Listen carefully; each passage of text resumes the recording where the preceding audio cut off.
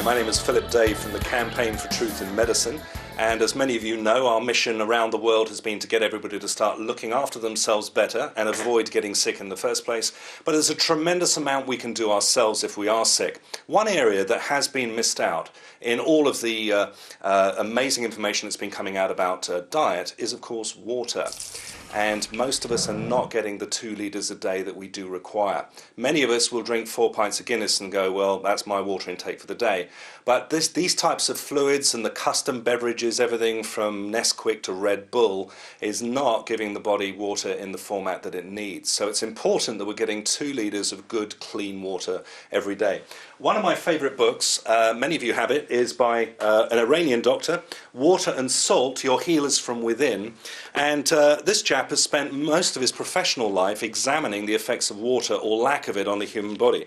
And it's an amazing read. It shows that many of the illnesses or many of the baggage that some of you carry around for years on end can be because your body is in a drought management position and is having to cut back, and so you get symptoms. Now, one of the best ways of getting water into the body is, of course, to drink it, but also to eat high water content veggies, and we deal with that in many of our books. For now, though, what I want to talk about today is a good, inexpensive filtration system, which in my view gets the job done. There are some cheap filters on the market that are basically activated charcoal. They will remove the chlorine, but they won't remove a lot of the other problems associated with water supplies around the world, for instance, fluoride, trihalomethanes, estrogens, nitrates, and a whole host of other problems, even bacterial contamination, cryptosporidium poisoning, and all the rest of it.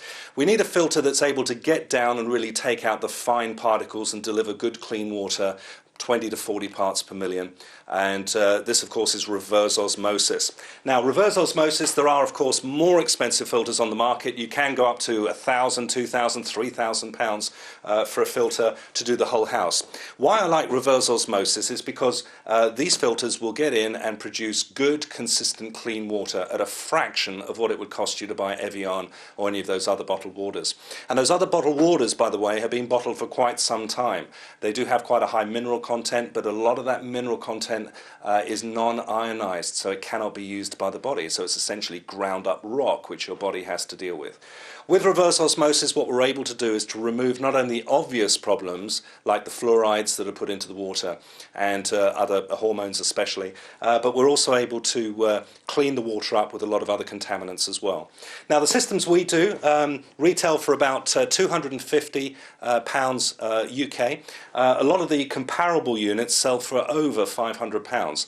We get these units specially made in Germany. They're excellent and they're easy to put in. So this short film is really all about reverse osmosis and how to install them and the tests that you can do. It's very straightforward, and I'm going to hand you over to somebody who knows a little bit more about this than I do, Credence Publications' Phillip Smart.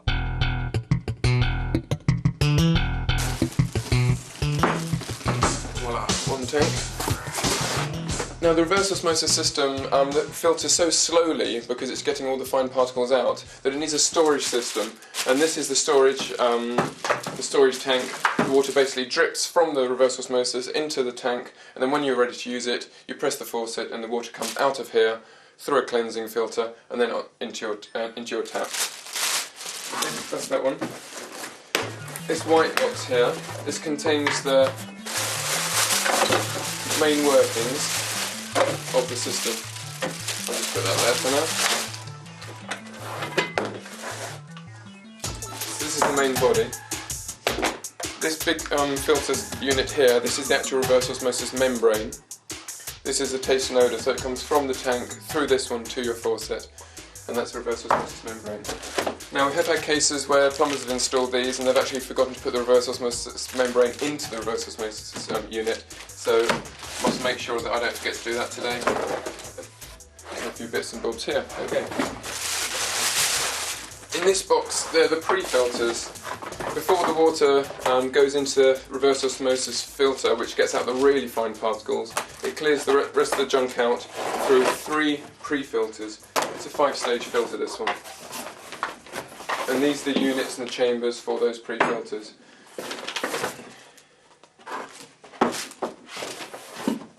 Okay. Make sure you get all the bits out of the box. inside that box there was an O-ring. That's very important to keep that O-ring, put it in place back on there, and that creates a tight seal. Now, from these two, from these three, you'll see that one of them is a clear one. The water first of all passes through the clear one, and this will go through a 5 micron element. It will then go through a carbon filter, and then it will go through another 1 micron filter before it goes through this unit here.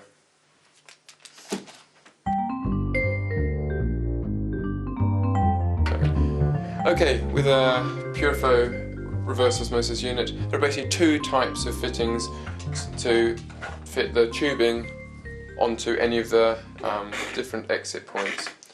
First of all, we have the very simple fit as we have on here. Most of the fittings are like this. You just unscrew this nut here, you put the nut onto the pipe, push it down onto the pipe, put it in the hole and tighten up. Uses pressure, and the pressure will create a watertight seal, like so. Hand tight is fine. So that's one type of fitting. The other type of fitting, I'll use the other end for this, is an olive type fitting. You can see there are two on the unit. First of all, for the G-clamp, this is the G-clamp that goes onto the mains. There we go. You put the nut on there, then you put the olive. Once again, you poke it into the hole like so and screw it up. Now with the olives, it's best to use a spanner or a set of pliers just to tighten it so that olive puts pressure. The olive puts pressure on the plastic tubing and you get a nice tight seal. There we go, there's one. And basically it's exactly the same for the faucet. Let's put that over there.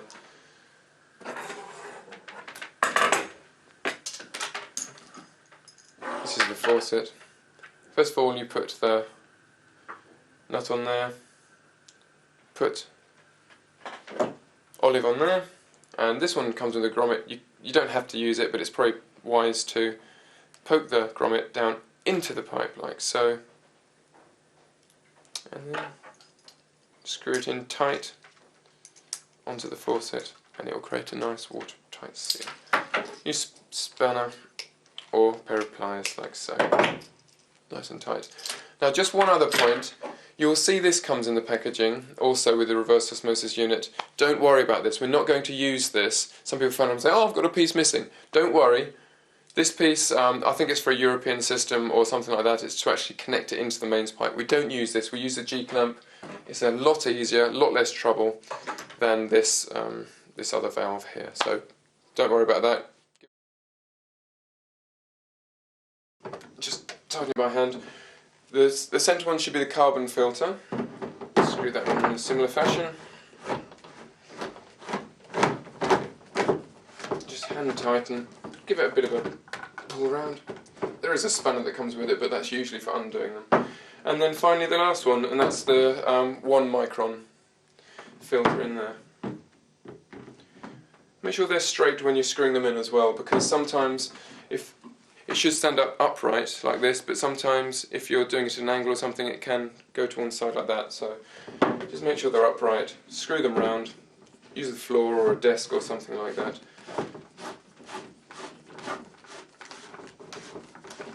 Okay, they're all quite tight there. Okay, so they're the 3 pre-filters, which will come into this chamber, round into the next chamber, round into the next chamber, and then it'll go into the reverse osmosis membrane itself, which is the one that does the task of clearing up the really small particles. Okay, to put the reverse osmosis membrane, which is this blue one here, this is the all-important one, take it out of its packet. This is a Filmtech reverse osmosis membrane. This is the best on the market. It's made by Dow Industries in the US. There are a lot of cheap imitations from Taiwan and China about, but we always use these and we supply these for quality. Right, let's unscrew this part. Move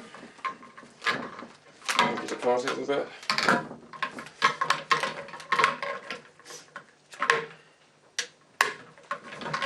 Pull the brackets apart and then screw this.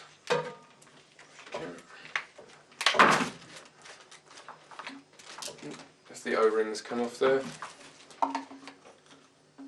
And slide it inside. Now you have to slide it in this way with the washers facing downwards. And push it in place. Screw it back round. And hand tighten again. As it's got the O-ring, it doesn't need any sliders or anything like that.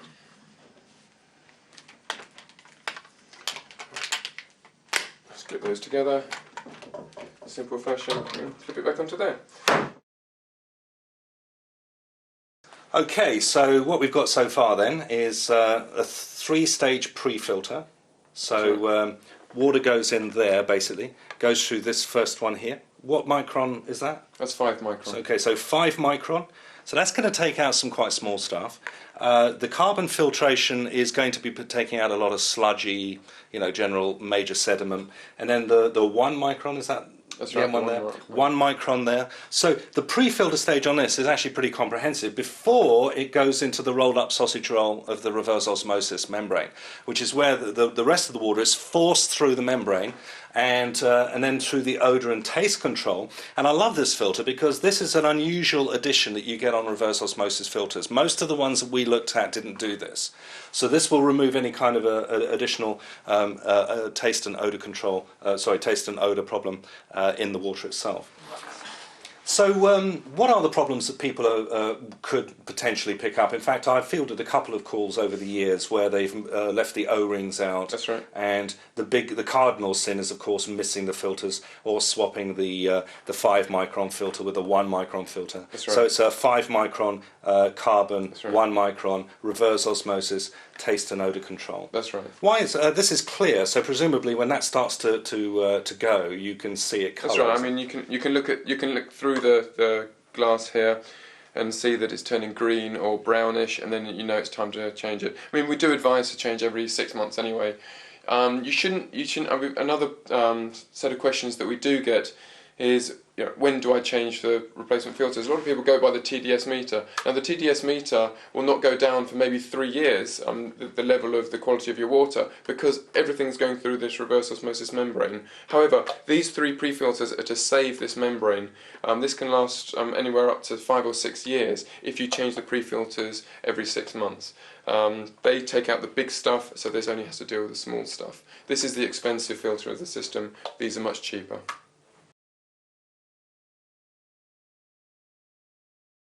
A white box here, which is the faucet.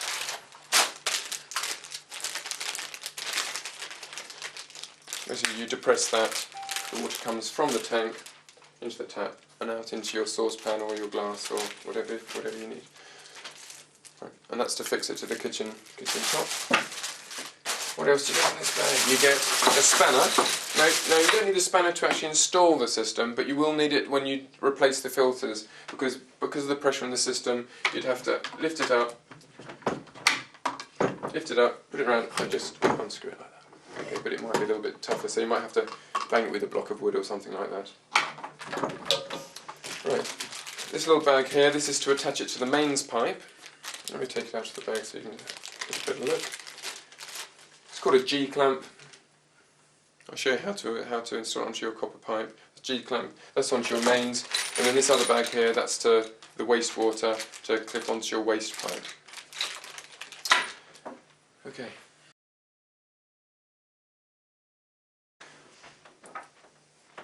This is the valve which goes onto the top of the tank. This comes in the box. Very, very important. Always put some of this tape on, PTFE tape. You can buy it in any supermarket usually, or plumbing supply, DIY type shop. Put some of this around the tank's nipple, like so. Just wind it round, maybe 2 or 3 times only, and it'll create a nice seal. Just ink it. There you go, and it should snap off. Put the valve on top.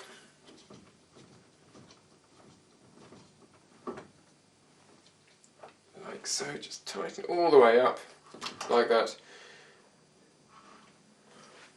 Now when the knob on the top is facing towards the piping, that the unit it is on. 90-degree angle off. Very straightforward. Right, well, let's attach this now to the unit. Let's get another piece of tubing here. Once again, we just unscrew this one, pop the pipe in, and screw it up.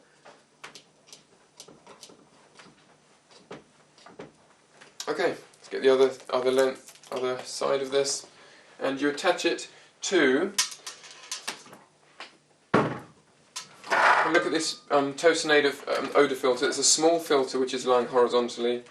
One of them is the elbow joint that goes off to the faucet. The other side is a T-joint. You want this to go into the empty sided part of the T-joint. Take the rubber stopper out. That's just for storage and carriage. Thread that on and put it in there.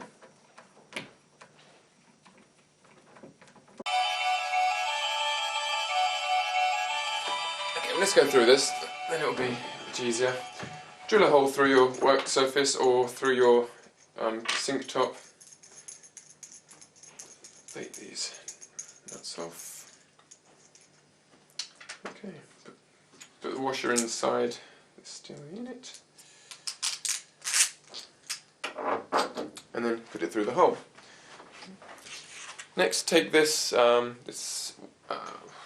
washer, put it on there, and then this nut, and fasten it straight to the system. All the way up. Gives quite a nice, tight, neat finish there. Okay, so then we'll be able to depress. So now we have the faucet attached to the work surface or the kitchen sink, like so. Now it's time to attach the piping to that and to the main reverse osmosis system. Take that off there for a moment. Get your white tubing. When you get the white tubing, put this larger washer, nut, down onto there, and put your olive. You've got a small plastic olive there. Just thread that through also, so it rests on there. Then finally, the plastic grommet just pops on the top like so. To give it a nice watertight finish. Push it in and screw up. Use some pliers or a spanner or something just to tighten it really nice and tight. I'm just doing it by hand, but even then it's not quite tight, it's not going to pull out. Okay, the other side of this piping will go into the taste and odour filter. So the water basically goes from the tank where it's been stored, it's dripping through, the tank gets full, and then it goes from here into the taste and odour filter. This is the final filter of the system. Put it into this single unit. One side has got two parts. This one goes to the tank. You see it's a T-joint, and this one is an elbow joint. You put it into the elbow joint side. Take that little spacer out. Thread that through. Push it on. Okay. Push it in and screw it up. Very, very simple.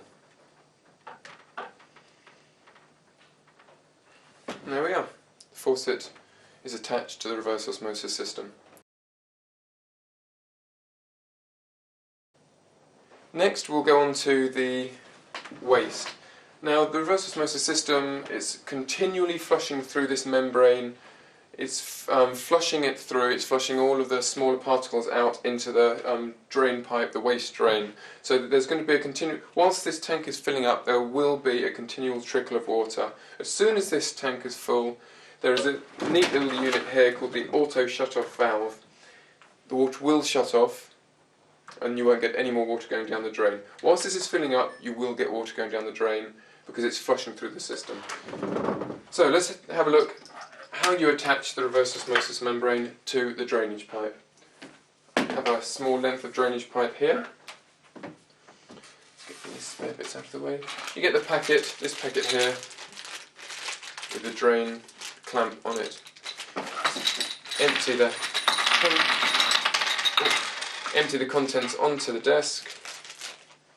Throw the packet away. quite straightforward, this part. First of all, you should drill a hole here in the pipe, and you want to line this drain hole up with that drilled hole. You get some foam padding there, which has got a sticky side on one side. Take the sticky paper off like so, and stick it on to that. This creates a seal between the water coming in and the water pipe. Right, as you can see, there's still a hole running all the way through. Right, now it's just a matter of clamping that in place. Put it either side, line it up with your drilled hole, line it up, about so, clamp it the other side, put these through, hold them in place, and tighten. You can tighten all the way up until you can tighten no more.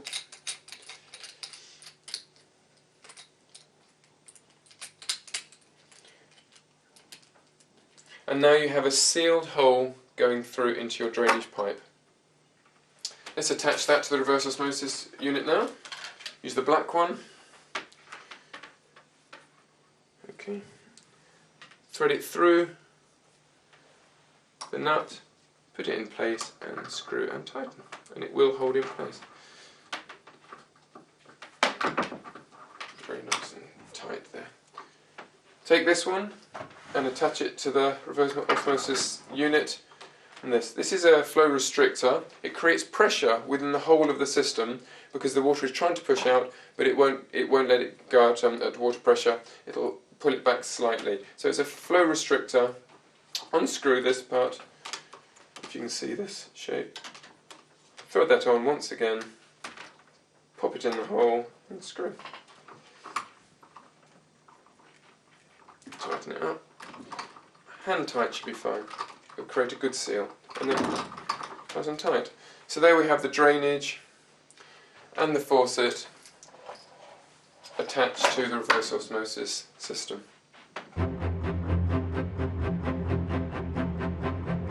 Now, because you're going to be under the sink, it's going to be very difficult to attach all these other bits if the unit's actually in place. So best either on the floor or on the table, kitchen table, whatever it is, install all this part first and then finally put it underneath just before you attach it to the mains. That's a much easier way of doing it.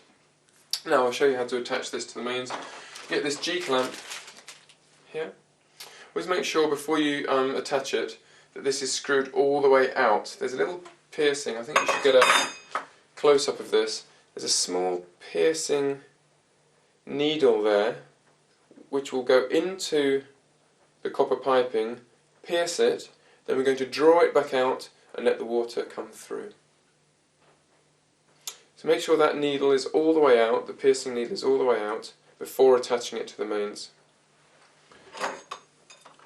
Clamp it onto the mains pipe, this little section here just to give it a nice snug fit, like so, and tighten this. Do tighten it with a spanner, like so. Okay, so that's nice and tight on there. Tighten it with a spanner, give it a little, not too tight, just a little bit of extra. Okay, after that, before we screw it in and create the piercing hole for the water to come out, let's attach the piping. Doesn't matter what colour piping you use for all this. I mean, I'm left with the red here, so I'm going to use the red. First of all, attach it to the reverse osmosis unit itself. Once again, the pressure fittings, put it onto there and screw it up. This is to the in. It's actually got in with an arrow here, and it goes straight into the clear chamber. It's the first part of the 5-stage system, which is the Pura-Flow. So tighten that up, only needs to be hand tight. And the other end, put onto the G-clamp. So you unscrew this, like so. Okay. Inside there, you'll find a little olive. Okay. Put that nut down on there, followed by the olive, which will give a nice watertight finish. Push it on and screw it up. Once again, it's probably best to get a spanner or some pliers or something, just tighten that up nice and tight. Because it's made of brass, it's not such a tight fitting unless you really tighten that up. Let's do that. Pliers here.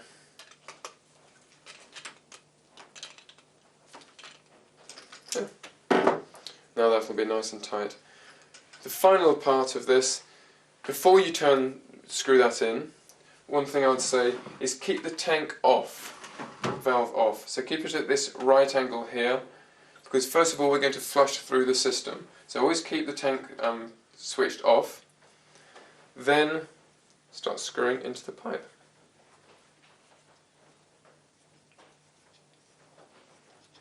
I can feel a bit of resistance now. It's gone down into the pipe until it stops. Then, to release the water, unscrew it. And if you've done everything as I've said, you won't get any water on the floor. The water will come through the hole, through here, into the first chamber. If you watch, you'll see the water slowly filling up, some gurgling sounds, next one, it will go through the reverse osmosis membrane. Then, because we've turned this off, it won't go into the tank, it will come straight through the taste and odour and into the faucet. Now what you're supposed to do, first of all, is for the first 10 minutes, just to flush the system through, turn this tap on. You turn the tap on for that, leave it upwards and the water will drain out. Leave it like that for 5-10 minutes, let all the dust or whatever else come out, then shut that off. After that, turn this valve so it's facing the tubing, and then the water will start entering the tank here. Leave it for about an hour and a half, 2 hours, and the tank will fill all the way up with water. When the tank's full of water, go to your faucet once again, which is on the worktop, and switch it on once again until it all drains out. All the water will drain out, it will come out at some pressure now, and that's quite clean water, but let it all come out because now we're cleaning the tank. So the water's filled up in the tank, flushing it through, and then we're going to flush it out. So all that water is going to come out. Might take 5 or 10 minutes. When it just drips, that's the water that's coming through the reverse osmosis membrane. So it just goes drip, drip, drip. Then there isn't any more water left in the tank. Switch it off. Let this tank fill up once again, which, as I say, will take about an hour and a half, 2 hours. And then you're done. Then you finish. The next lot of water you can use. What most people like to do at this point in the game is get your TDS meter here. You're going to add the packet, take the cap off it, switch it on, there's the on-off there, plonk it in a glass of mains water or tap water from your sink, have a look at the digital reading there. It'll probably be around, I'm not sure, anything from 150 to 350 usually. Then take it out of that one, give it a shake or flush it through, and put it into a glass of reverse osmosis, and it should be between anything from between 10 to 30 parts per million. A much cleaner water. You finish?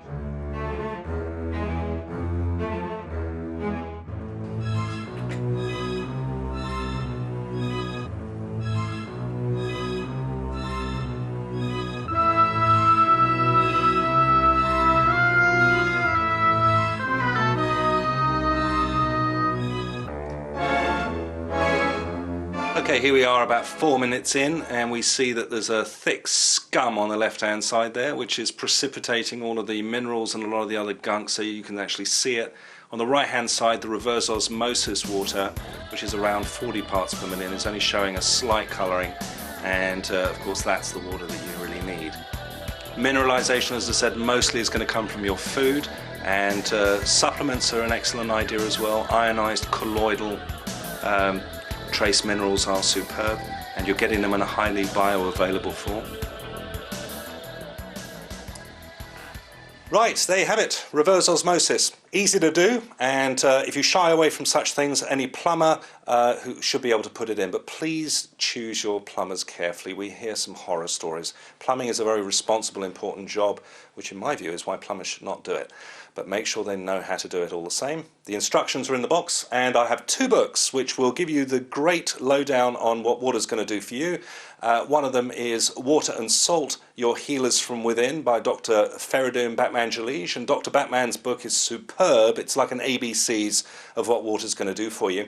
And my little summary book is called Water, the Stuff of Life, and this is a 20-minute to half an hour roundup of all of the great things water will do for you, plus we get into the filtration aspect a little bit as well. That's it. Helpful stuff at Credence Publications as always. If you need any more help, or if you just want to ask some questions, get on the phone. The phone is appearing on the screen now. Otherwise, log on to our website at www.phillipday.com.